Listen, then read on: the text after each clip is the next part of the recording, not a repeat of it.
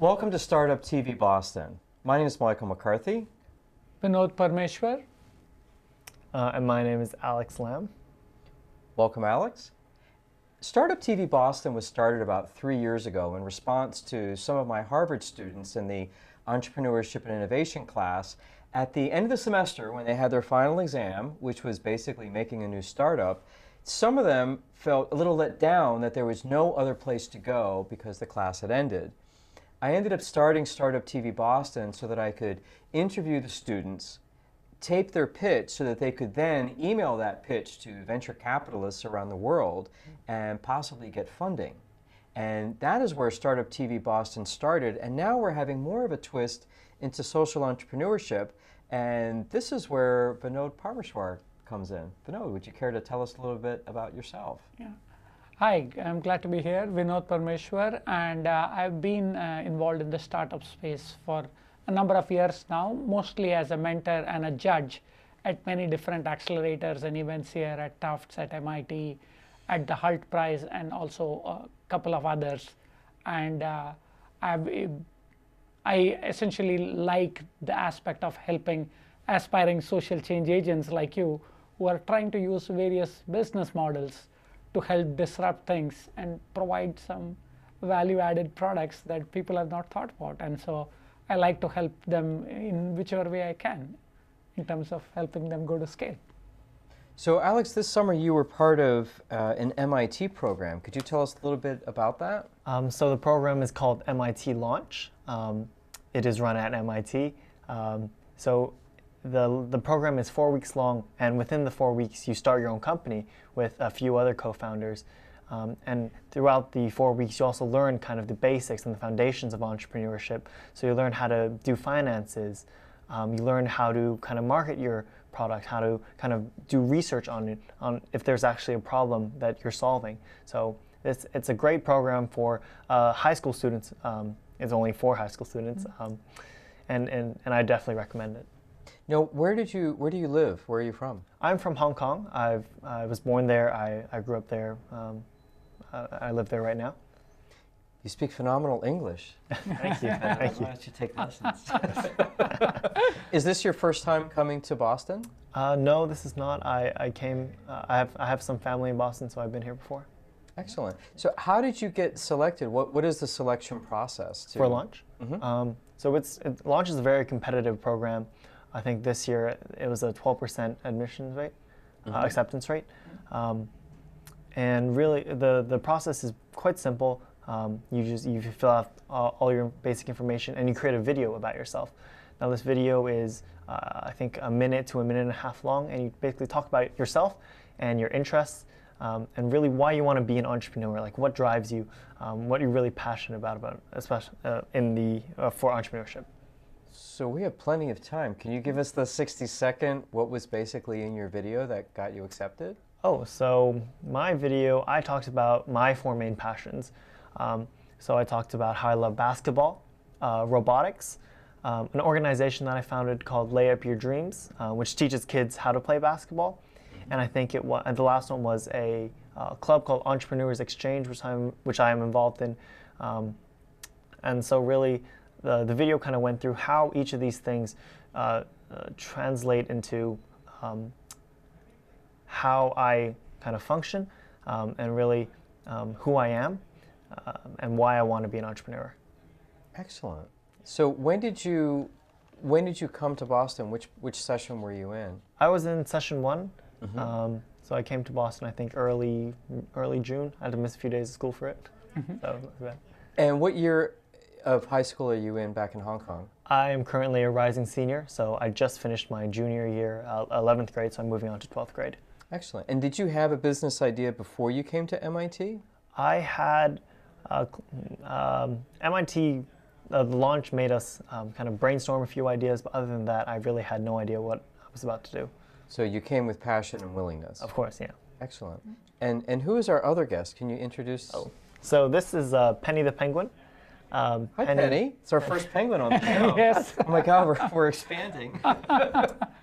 So Penny is our product for our company, AMI, which I'll explain later. Mm-hmm. Yeah. Excellent.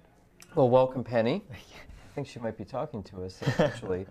So could you share with us your idea? And I know that you have a pitch deck. Would you like to start off with your pitch? Sure. And the interesting thing is, we've just met. We don't know what his idea is. Yeah. So if you could take us from the absolute beginning, we know you're a nice guy from Hong Kong and you have this cute little penguin. That's pretty much what we know. Yeah. So if you'd like to begin, just off you go. Okay. So hi, we're AMI. We have a vision to keep kids happy and healthy. So if I could ask you both a question, do you guys have kids? No. I do. Oh, how old are they? 8 and 11. 8 and 11. Do you remember what they were like when they were aged 3 to 7? Absolutely. Like, could you describe kind of an everyday situation with one of them? Well, it would depend on the day. There were days they were good, and then there were days they would drive you bananas. Really? Oh yeah, I guess that's the situation with kind of most parents, right? Yeah. And that's a huge problem. Like, for your first child, what is a boy or a girl? But they are both boys. Oh, they're both boys. What's the oldest one's name? J. Jay? J-A-Y, J. Oh, Jay. Oh, and did you kind of, as a kind of new parent, was it kind of hard to know what you were doing with Jay? Like, did you know how to kind of steer him in the right direction that you wanted, like the person you wanted him to be, to make him the person you wanted him to be? Well, that's a very deep question. It's Yeah. like there are days you do feel you are doing a good job. There are days you feel you don't. So. So I guess the problem we're trying to solve here is that a lot of parents really want to kind of develop healthy habits within their children at a very young age, but some of them don't really know how to do that, and the kids aren't as receptive as to their parents. So that's the big problem here. So our solution is Penny the Penguin. So Penny provides a medium in which parents can cultivate these positive habits in children in a more fun and engaging way. So right now I'm going to do a live demo. Is that okay? So this is Penny, as we mentioned before. So Penny is just like a normal penguin. Really, on the outside, you can't tell that it's anything different than a normal plush toy. Yeah. But inside, if you want to feel it inside there, there's actually a Bluetooth speaker. Oh. Oh, it's, Yeah. and it's very soft, nice. yeah. Very, very soft. Yeah. Very cute. And so if you can see under here, we've actually cut a hole right in Penny's, right under her arm, so you could charge it, obviously. So the Bluetooth speaker inside is connected to an app on the phone. I can just pull it up here. So this is our app. So the first function that Penny has is a kind of instructions, as well as a text-to-speech. So let's say you want your child to brush your teeth. Yeah. So one of the commands here is brush your teeth. Then you would just press it. It's time to brush your teeth. Wow. Oh my God, I want to brush my teeth. Yeah, and This is definitely something I could have used a few years back. Your child with a rotten tooth, he could have been saved. I think one of the hardest things to get a child to do is maybe like eat their vegetables, right? So I guess if you wanted your child to eat their vegetables, you could just say. I love vegetables. You should have some too. Ooh. This is incredible. I love it. Yeah. Yeah. So right here, you can also personalize Penny by adding your child's name. So I'm just going to add Vinod. So you're the child.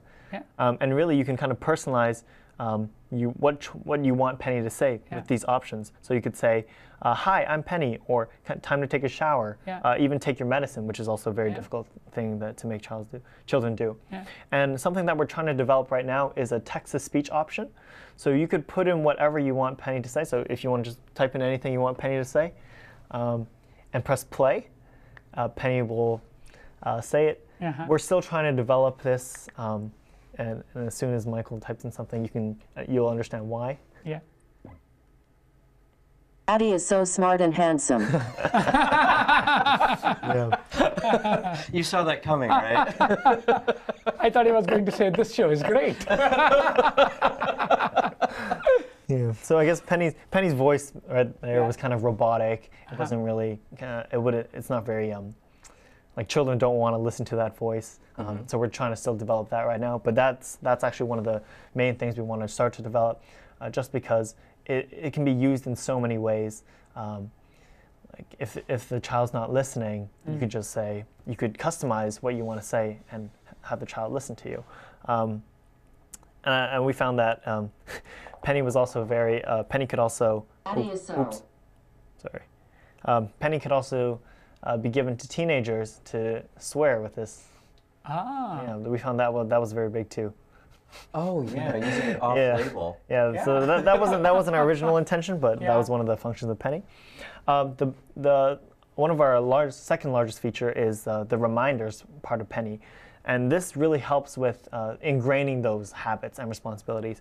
So if you're a busy parent who doesn't have a lot of time, like who doesn't want to press that button at that certain time, you can set a reminder. So let's say right now it's 4:42 in the afternoon. Let's say your child just came home from school. Maybe you want to take a shower at 4:42. Then you just set the reminder. Yeah. And the reminder shows up. And at 4:42, Penny should play a reminder. So the theory here is that the kid should be carrying Penny with him or... Let's step in the shower and get you cleaned up. Wow. See that? That is, my head is buzzing with possibilities. Where you could had clean children with white teeth all this time. Yes. But I didn't have Penny. Yeah, so that's really Penny's two main functions, and with these two main functions, we want to kind of instill healthy habits and responsibilities in your children or child from a very, very young age, where they will carry on with these habits throughout their whole kind of teenage and adult life. I already see a huge implication of this for people who are. There are two different markets I see it already. One is you could do an extension for older people who need to have medications. Yeah. Two is for insulin dependent people. Have you taken your insulin? Yeah. Because if you don't, that can be a matter of life and death. Or have you taken your EpiPen? Things like that. Yeah. That's a humongous value. Because I know kids who have a lot of different allergies and they need to carry their pens around. If you have Penny reminding you, That's true. Did you take your pen? You know, it's funny. I love it when I mishear things because I sometimes get better ideas. I thought you meant older people in a nursing home. Because older people regress into being children sometimes. Why not give grandma a penny? Yeah. Be like, grandma. Yeah, that's what I said. I said first older and then the kids. Okay, then I did hear it right. Yeah. Excellent. So yeah, you really have three markets. You have the kids it was intended for. Then you have the teenagers that are going to abuse it. Yeah. Might be your biggest sales. And then the older people, sure, why not? Yeah. Because I think it is even better when you come to the older people, because I know people who use a Monday, Tuesday, Wednesday kind of box, and their typical problem is They that forget. they don't remember. So what they do right now is they set alarms for themselves through the day, which beeps, and then you know, but there is no text coming through. It's just when it beeps at an odd time, you need, oh, that's my medicine. Yeah. And so the question is, this is a much more pleasant way of having the same interaction. Yes. And the fact that you can time it is gold. Now, how did you get the voice? So the messages and the 4 commands, those were all pre-recorded by one of my co-founders. So that's actually a human voice? Yes, that is a human voice. Oh, I see. And is there, I guess you're trying to figure this out, could you get that, if you look at that voice as almost like a font, like someone's timbre, the sound of it, that when you do the text, that you could get that same voice into... Yeah. That's where that's where you're that's trying kind to of go what now. we're trying to develop right now. How hard is it to do that? I'm not personally involved with the kind of the development of the app, but I think one of my teammates is looking into, I think, IBM Watson. Are you familiar with IBM Watson? Yeah. No, so, first thing, I don't know what I'm saying. IBM But Watson. our audience might not be. Oh, if you could okay. share with them what IBM Watson is. So I guess IBM Watson is a certain type of technology that kind of humanizes the robotic sounding voice a little bit more. Is that correct? Yeah. So we're trying to Among other incorporate, things. among other things, yes. Watson can think. Yes. Yeah. Yeah. But that's the main thing we're trying to put in Penny, just that humanized kind of voice. And really, we've had some success, but we're still looking into that. Okay. So this is actually pretty simple. I mean, basically, Yeah. it's a Bluetooth speaker, and that's just simply an app. Yeah. The interesting thing is how you managed to put it together. The fact that you can time it for me is humongously valuable. Yes. It turns it from a squeezy toy that actually can make sounds or actually say things to something that can be actually programmed to deliver the right message at the right time to the right audience. Yeah.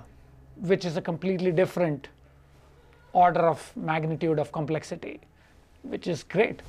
So can you talk to me a little bit about how the app works? So I understand you have these pre-programmed messages, it's time to brush your teeth, Yep. and then I have this other one where I can type in the text and that's going to come out in the words. But how does it actually work, the timing, and can you give us a little bit of the nuts and bolts of how it works? I'm actually not really sure how it works. It's something that one of my co-founders has been working on. He hasn't really shared a lot of the details with us yet, just because we have more kind of bigger things to focus on than the kind of nuts and bolts of how the app works. So I'm sorry, I'm not really sure how to answer that question. But basically, so you have an app Yes. where you're going to have these pre-recorded messages that are Bluetoothed into the speaker, Yes. and then you can time when they happen. And then you can also customize those messages. And right now you have this robotic voice, and you're trying to make that voice Yeah. a little bit nicer, sexier, happier, Yes. whatever. Now, is your idea to sell Penny the Penguin? Tell me more about what would actually be in a store that I'm buying. Yes, so you would buy Penny the Penguin. The app, we are planning to just put it on the App Store as a free app, so you could download it, but if you don't have Penny, then it's not going to work. So we're going to just put Penny in the store when we sell it. And did you have the rest of the pitch that you wanted to walk us through, yeah. or how do you want to handle this? Yeah, I guess we could Sure. continue with the pitch. Great. Okay. All right, so I guess like you guys said before, Penny is really no more than just a plush toy with the Bluetooth speaker inside it. So what's the competition out there? So I guess the first thing would be just regular plush toys. Now, regular plush toys are very, very user-friendly, or kind of kid-friendly because the kids are the users. But really, they don't help parents out. It's hard to personalize a regular plush toy, and really doesn't present any educational opportunity for the child. Our second competitor would be Scheduler application.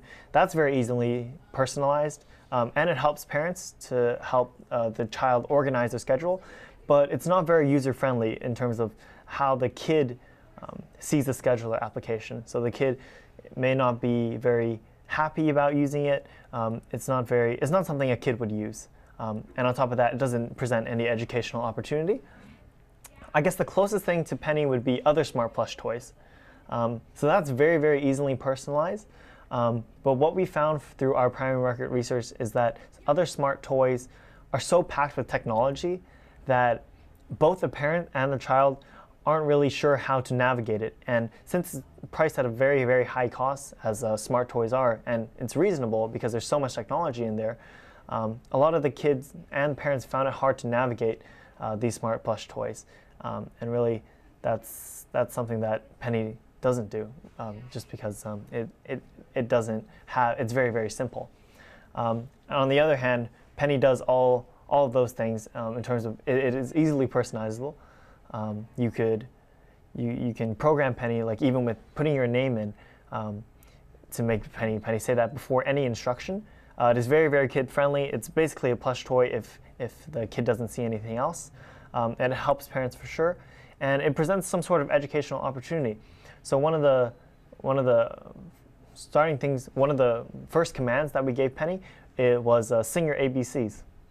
And later we hope to develop Penny to read stories to children, or teach them math. Yeah. So, Very exciting. Very exciting, yes. So this is our market. Obviously, we can't. It's very hard to utilize the full $110 billion of children aged 3 to 7 globally. So we're really trying to focus on our target market, which is children aged 3 to 7 enrolled in a local daycare. Now, we chose local daycares because we understand that penny is kind of a luxury for most parents. And if you place your child in a daycare, I guess that implies that you don't have a caretaker at home. So that's why we focus really on trying to reach out to daycares first and sell our product to them. And later we hope to develop penny in other languages so we can actually utilize the full global market. So this is our current progress for our MVP. We've received lots of positive feedback. Here it says 29 out of 30 kids responded to Penny's command, and 100% of parents would be willing to pay for our product. We've already had 27 pre-order requests, and we are in contact with a manufacturer right now in China, and also in contact with an interested venture capitalist, who has actually helped us a lot in terms of kind of planning our long-term progress. So our retail strategy comes from two things. Obviously, one of our things is selling Penny in stores or online. And Penny comes with a free app. And we kind of found a way we saw an opportunity to kind of make more money, which is offer the premium model on our app. So this would offer exclusive voices, song stories, and educational games. So it would just offer more to the customer. As for our scale-up plan, from year 1 to 3, we want to sell Penny strictly in the United States. From year 1 to 2, we want to sell it only online through our website and Amazon. And in year 3, we're hoping to reach out to local retail stores to try to sell to them.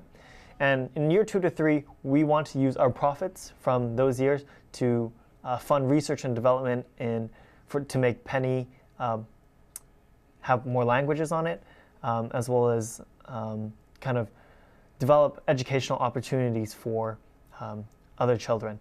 We really want to target East Asia because we feel there's a huge opportunity for for parents who want to teach their children English. So these English-speaking help toys, essentially, are in a huge demand, and we know that Penny will do really, really well there. And after year 5, we're really trying to just cater to tastes. We were thinking about something like changing the plush so it's not necessarily a penguin, so that kids can kind of customize it and make it their own. They can change it into a dinosaur, or maybe like a car or a bunny, just to really kind of make sure that this is their buddy, and it's just another penguin. Yeah. So this is our financial projections. It kind of reflects our scale-up plan. So from year 1 to 3, we are still selling only online. As you can see, it's in steady growth, but not that much. And after year 3, the growth seems to be exponential, and this is because we've introduced it to the global market. As for our marketing strategy, we have 3 phases. We still haven't agreed on when to implement which phase, but it will come with how much money we have and as well as how much time we have. So for the first phase, we're really focusing on AMI's social media. We just really want to get our product out there online. And one of the biggest things, one of the biggest influencers of online presence, we've talked to a lot of other toy startups, and they said parent blogs and social media accounts on parenting help tremendously in bringing our product out to the internet.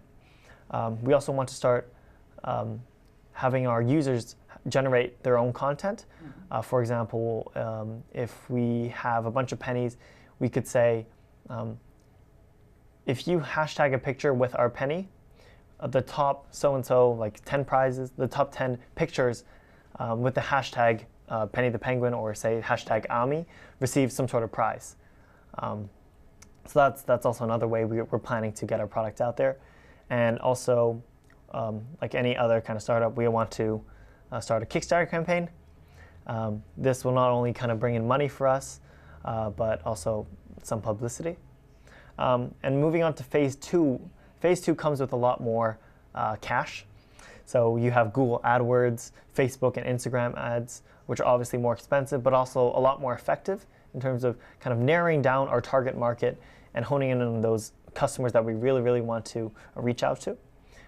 We also found that collaboration with influencers, kind of paying these Instagram channels of parenting and like YouTube channels for parenting really helps bring our product out there. And the final phase is we want to partner with NGOs. From the start, our company really wanted to make an impact. We weren't really in this for the money, but we wanted to make an impact. So partnering with NGOs, we want to, for every 5 pennies sold, we want to donate one to the ADAA, which is the Anxiety and Depression Association of America.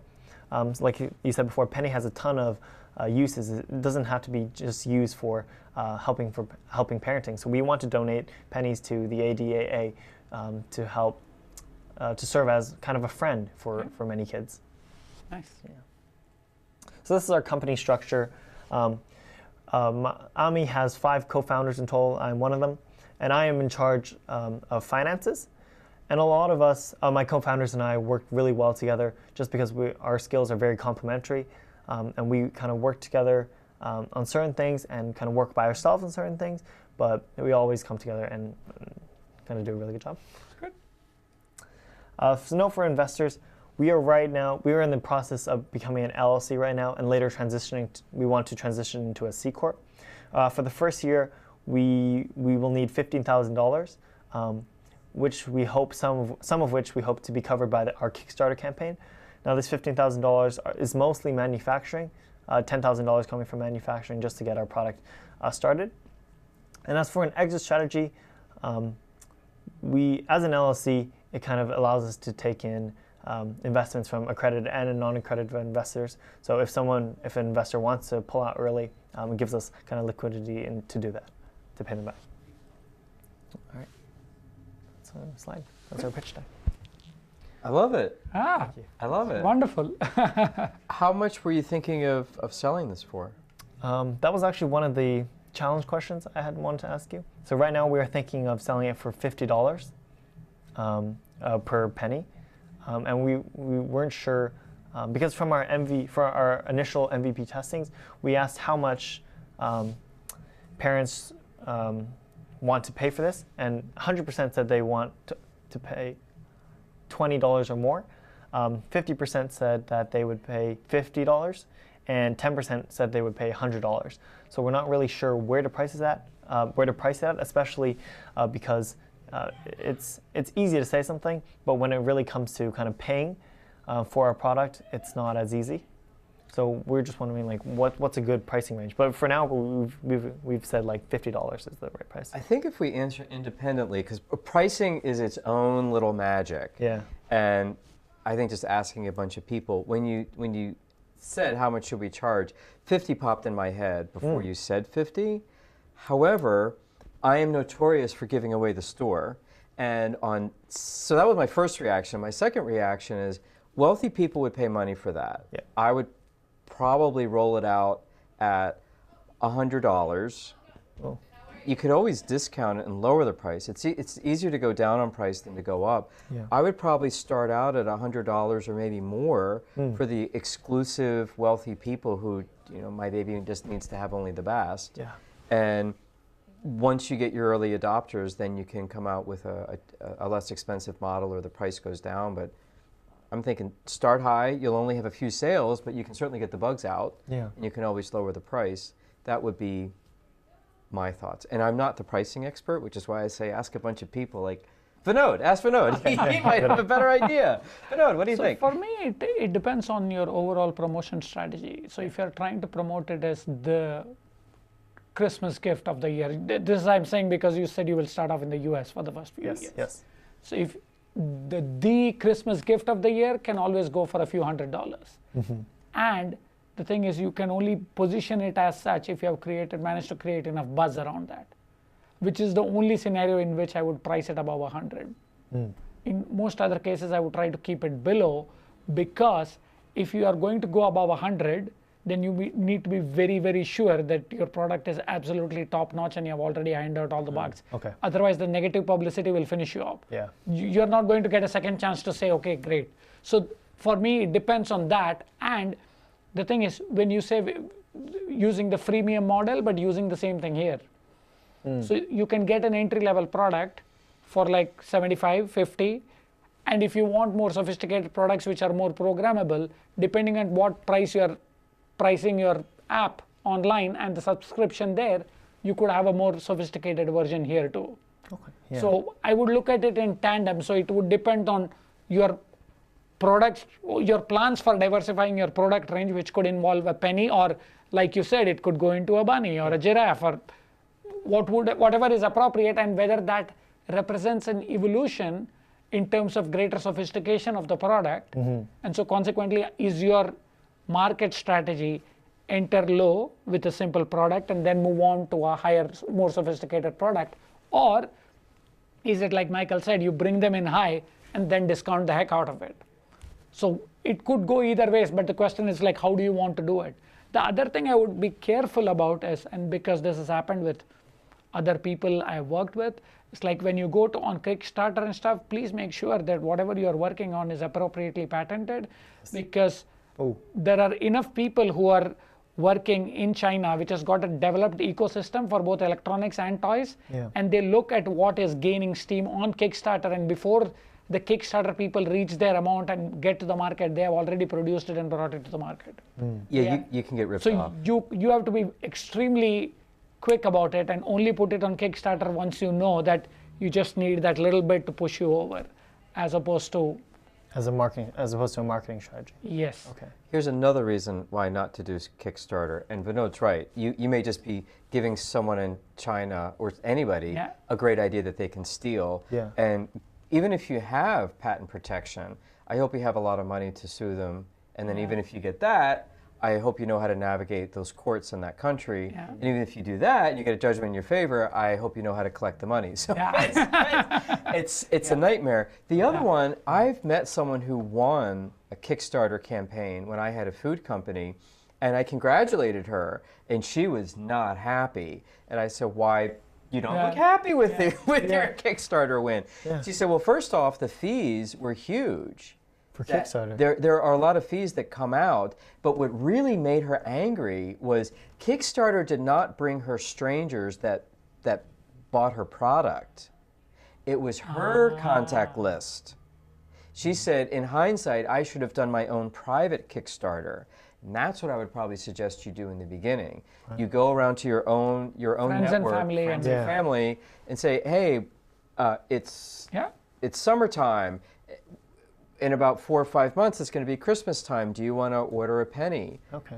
And do some pre-orders and say it's going to be 50% down, and then the rest when it gets delivered, what have you. Yeah. But I think you're a private Kickstarter, and really Kickstarter isn't giving you free money. Yeah. What you're really doing, it's a massive wholesale order. Yeah. We say, well, that's $100, but on Kickstarter it'll be $50. You collect, let's say, 10,000 $50 orders, then you go off to the manufacturer. Yeah. It's just a big order. Yeah. It's a big wholesale order. But a few thoughts that came into my mind on top. So I would probably I would do a private Kickstarter. Okay. The other is, you talked about customizing Penny the Penguin. Yes. And I think Penny's cute, but maybe I want a teddy bear, maybe I want a fire engine. Mm-hmm. When you were explaining this, I thought, what if you just made a Bluetooth speaker that was shaped like a needle, and it went inside of your favorite toy, and then when you got tired of Penny the Penguin, Mommy or Daddy pulls the needle-shaped Bluetooth speaker out and sticks it into another toy. I think one of our original designs was to have kind of a zipper, so the Bluetooth speaker would be removable, but we haven't found any Bluetooth manufacturers that have a speaker small enough that we could kind of just pop it in and out. So really we're dealing with kind of big, kind of chunky Bluetooth speakers right now, but I think that's definitely something we could look into in the future. I would keep it in mind. That seems it gets you out of the plush toy manufacturing business. Yeah, and more into the kind of education technology. The other piece I would add is in terms of branding. when you're launching Penny for kids, like the other diversifications where we talked about talking to older people and or talking to depressed people, and I would definitely create different animals that would be your mascots for your company as representing that market, so that you can clearly delineate this is for kids, this is for the older segment, this, and you can give them different brand personas. So if you talk to people who have launched brands, each brand has a specific brand identity, and there is a specific personification of the brand. Yeah. Like if this is this brand male, is this brand female, and there are people who spend lifetimes doing this. What are the colors in your head when it comes to this brand, or what does that evoke in you? So you need to start unpacking a lot of those. And to that point, let's say that you wanted to help men with anxiety, and men have a lot of shame around anxiety. They don't want to, they're not going to have Penny the Penguin. Yeah. But what if you had a little bulldog? Yeah. That's sort of a masculine little thing, but it's still a stuffed animal. But you could think about literally your market, like what would they want to carry around? And maybe you had women with anxiety. Yeah. What if you made a little pink purse? It doesn't necessarily have to be an animal. It's just anything that would hold a speaker. Yeah. It could be, what if it was, let's say I'm a college kid and I don't want people to know that I'm having panic attacks. What if the speaker was in my backpack that I wear all the time and my headphones are coming out? Yeah. So no one has any idea that this is my service animal. Yeah, I guess that needle idea would come in handy over there. Because it goes anywhere. Yeah. It goes anywhere. There is a technological constraint to it. You will have to figure it out. Yeah. But it would be interesting that there is a constraint, but I'm thinking that you could probably figure it out. I would probably start with the smallest Bluetooth speaker that you could find, and I would go back to MIT, take it apart. So let's say that this is my pen. It's only the ink inside that's important. It's really not this package. I bet if you ripped this off, if you ripped off the outside of that Bluetooth speaker, the guts are going to be some little thing, and then get a needle around it, put in your own packaging. I think you can hack something together. You could even 3D print a needle. You could. Yeah. Part of our new MVP. Yeah. Yeah. I think that would simplify things. And then also, I like the idea of, now I've had retail products that were on Amazon and then I tried to go to retailers. Retailers really feel threatened by Amazon. They don't want people coming in, taking a picture, and off they go. Okay. One thought, and this would knock out a lot of issues, that instead of trying to, if you start with Amazon and let's say it's $100, now you want to go to the toy shop. And they say, well, it's on Amazon. I'm not going to do that. I don't want that competition. And now you're shipping to Vinod's toy shop, and maybe it gets lost and returns. It's another headache. But what if you only had Penny at the Amazon warehouse, your distribution center, and if Vinod wants to carry Penny, he can click a wholesale price button on Amazon, which means you have to buy 50 or more. And you can even publish the price. It's half off, but you got to buy 50. Yeah. So you can even show to people, you want 50, you can get half off, but only a retailer is going to do that. And now the retailer can double their margin, but now your distribution just stays with Amazon. And this would be a good product for Amazon because I know that their factories, their warehouses get to be over 120 degrees. So you would be okay in a heated environment. I had a food product and that would degrade. So you don't have expiration issues with using Amazon. I'd say use that as your distribution hub and stay there. Because it takes care of a lot of other distribution hassles for you, which would be very difficult to crack on your own as a startup. So you had a couple more challenges. Thinking about, So I mentioned kind of expanding to East Asia. The venture capitalists that we're in contact with really kind of push that idea that we kind of start there or maybe even jump there in our early stages just because he feels that there's more opportunity to grow there. But some of our group members feel that the US may be a good starting point just because we have a few, none of our co-founders live in China or kind of near the China area besides myself. And we have more kind of connections with the U.S. I was just wondering what you guys think about kind of expanding, starting in East Asia. Usually the checkbook wins. The one who has the money makes the rules. That was the house I grew up in. So for me, the thing is, it depends on, so there are different kinds of products. Either you go in for a product with a high profit, low volume product, or you go in with a low profit, high volume product. Not necessarily, I'm making it a very drastic comparison for simplicity. What you get when you start off in Asia is huge volumes.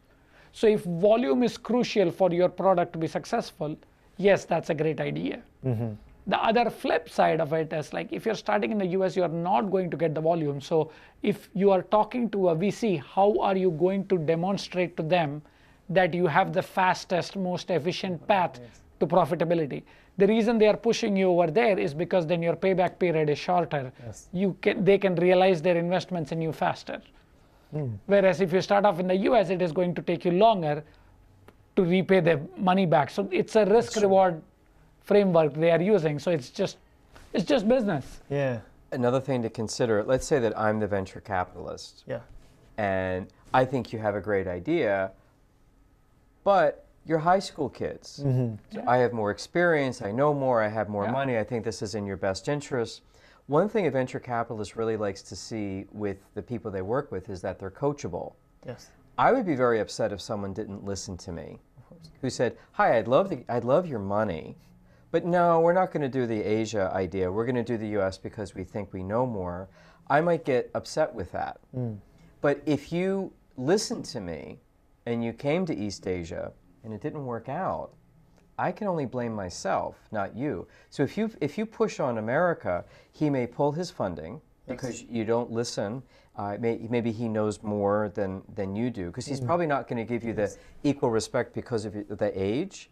He's probably saying you guys are great on the tech side, but when it comes to business, I'm the person. And if you don't listen, they may say, well, they're not coachable. I don't want to waste my time trying to convince these people. But the beauty of it is, if he would be more willing to fund it, because he's already told you, or him or her, whoever the VC is, that if you listen to that and it doesn't work in Asia, they would probably still be willing to come to America and do it. Because it was their mistake, not yours. But if it doesn't work in America, I would say you almost don't have a choice.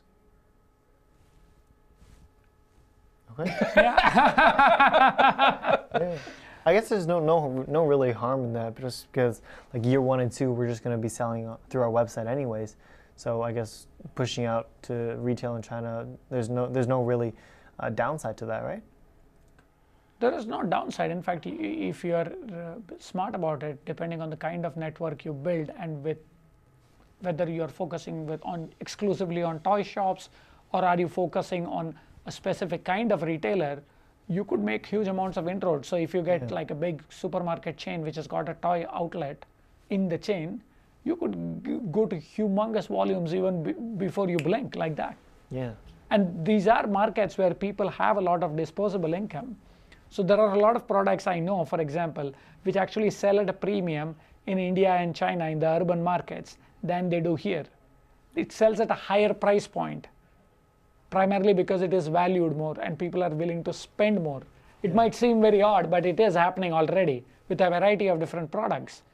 And so the question then is like, it could actually make a good market strategy. Whether it will extend to this, I don't know. You will have to do your market research to see whether this phenomenon that I'm talking about extends to this. So recently I was shopping around here for Lego toys. There is a significant discount here in terms of Lego toys as compared to the market where I wanted to send by quite an order of magnitude. I was flabbergasted. Another thing I like to look at is, it's two things I tell every startup, is you want clients, not customers. So a customer is someone that would buy this once and you never get repeat business. But a client is someone who's going to constantly buy from you. So let's say you had the option of a sighted child, a child that can see, and then a child that can't see. Well, if there's a child that can't see, they're really going to need this product to learn, because it's more of a need than a want. So you may find that going to the Perkins School for the Blind would be helpful. I've actually worked with, oddly enough, in the last 2 months, 3 startups that are doing something with blind people. And blind children in the age, I think it's 7 to 14, have the hardest time because they don't have the experience yet of using the cane and getting around because they're young. They just haven't had that many experiences out in the world. If there was a product where it's going to be replacing their sight, meaning the bedtime stories and maybe learning English or homeschooling, that's going to be much more of a need for these people, where the parents would say, okay, you know, I just don't have the time to read everything to my child. I would like to, but maybe the parents get a little overloaded and they need someone to do a bedtime story. So I would just think about, you know, who needs this product more than who wants this product. It's also great for teaching children a second language. So if you have a bilingual family, and, you know, oh, I would love to have my kid know 2 languages. Great. Well, there's a lot of effort in that. And sometimes one parent's a little lazy, but I don't want to teach Johnny. Like, turn on the Penguin. So I think that foreign languages, separate languages, I think would be really interesting. But I love the idea that you could kind of almost Amazon Prime this whole thing, where the kid is the kid or even the adult. I see signs all the time for people to volunteer to read to the blind. You know, adults, where you go into a community center. I live next to a senior center in Brookline, and these old people, they're lonely. This little thing could be, you could do audiobooks inside the little thing. It's just much more interesting than a smartphone. So you could look at, you know, who's lonely? But what about people that have autism? They just don't have the social skills to. And a lot of autistic people relate much better to animals. So you could have a therapy animal. I think that was one of the things that we discussed for kind of our social cause and kind of talking to NGOs. So I don't think we would strictly stick to the ADAA, but we kind of offer our product to a lot more, a much wider audience. So that is one thing where I would advise some caution, because I have worked with multiple teams, and so the fact that when you were pitching, you said you would incorporate as a C corporation.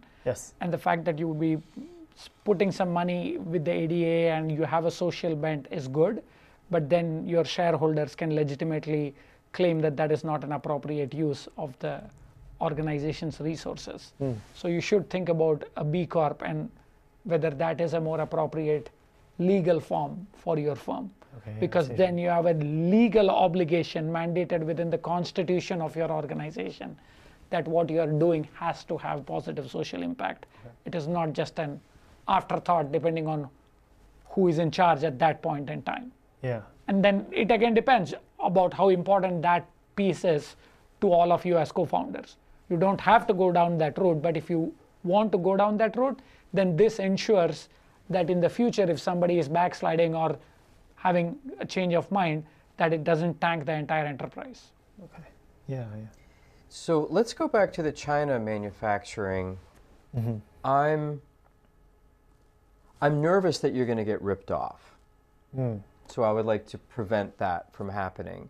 So why can't you just buy on the cheap a little Bluetooth speaker, buy a bunch of maybe, you know, last year's toy that nobody wants, so you get these stuffed animals, and rip open the back and sew it back up?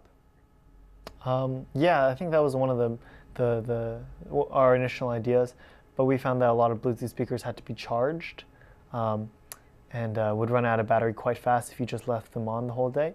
So that's why we would have to leave a little hole in Penny, and it doesn't really look that nice. And I think ordering off Amazon, this product costs $20 to make. In China, it would cost $10 to make, to package, and to ship to the United States. So already it's much cheaper to start in China than to make our own. Well, what Kentucky Fried Chicken did to make sure that no one knew what the recipe was, and I believe Coca-Cola does the same thing, is that at Kentucky Fried Chicken, they never gave the franchises what the recipe was, all the secret herbs and spices. They would give you multiple spice packs. So in a manufacturing facility in Ohio, you would have 3 ingredients, and then in Michigan, they would have, let's say, 7 ingredients. Separately, they would make lousy chicken, But when you were at the franchise, you opened up both spice packs, threw them into a bowl, mixed it up, and you had great chicken. So no one knew the whole recipe. I'm wondering if you could get your stuffed animals in manufacturing facility A, and they don't sew up the back. Yeah. And then they get sent to, let's say, Mexico or the United States or some other place where you get your product is finished. Yeah. So you get the penguins made in country A. Yeah. Or manufacturing facility A, the Bluetooth speaker in facility B, and it's put together in facility C, and no one knows what you've done. Yeah, I think. Because then, as far as the people in China are concerned, you are just making a plush toy. So even if they make other plush toys like that, it's not a problem. That's true. Yeah, I don't think we actually considered how much of a threat like these counterfeit Chinese companies might be. Well, another thing is if you took Penny so that you don't get anyone suspicious, what if this was just like a Velcro back door? And maybe the manufacturer says, well, why are you doing that? And you go, oh, it's going to be like my little hidey spot. You can just like put little goodies, like that's our idea. Yeah. And they'll be like, whatever. But if you say, well, make me this thing and leave me a 3x3x3 square empty and don't sew up the back, they might be like, wait a minute, like what are you doing? So you might want to do something where they think that this is the finished product, and then whoever's making the Bluetooth speakers, they're not going to be they don't care, they don't know. It's a speaker. And then you just stick them together. If you want to take out the third manufacturer, you could get Penny with the open Velcro back door made in China. You get your Bluetooth speakers made in, let's say, Taiwan. And then you just stick have them in the somebody box buying. together. I see what you mean. Yeah. Yeah. It's also for recharging. You could just say, take it out. Take it out to charge the But I would split it up. Okay. And then because you probably don't have the money to defend a patent, even if you got a patent. That's true. Like I think we looked into trying to patent this, and it was No, it was you quite can't. difficult. I mean, It's basically much bigger companies with much deeper resources have problems. So you're not going to be able to fight that. Patenting it is good, specifically for the U.S. market, so that you don't get disrupted by some other player here. It won't help you from that angle. Patenting and copywriting it is still helpful. Like Penny the Penguin should be patented, that name. You should talk to lawyers who actually do this. So some of the accelerators I'm with, they actually have lawyers come in to talk to these teams, to talk them through the importance of doing things appropriately, using the appropriate legal support that you have in the US. And I think at launch they brought in a few lawyers to. Yeah. So we can do ask take them. advantage of that so that you are being shameless in following up with them and say, hey, what are the things that we need to patent, and please give us the templates. And I would also probably encourage you to think of the markets that you want to take a peek at. So I would say get a Penny the Penguin and bring it to someone in a nursing home. Do the same thing do one for the Perkins School of the Blind, and just go down the list of who you think could be your markets, and pre-program with the text thing, and just keep interviewing them. Say, what are we doing well? What can we do better? What do we need to add? What do we need to take away? And you'll start to find, and then ask, what do you want to pay for this? So I would give an American one that has it in Spanish. If you want to do that one, give one to a daycare. Do one for a bedtime story, and just start to see where do they love me, and you'll also figure out, wow, they don't like it over here. Didn't think about that.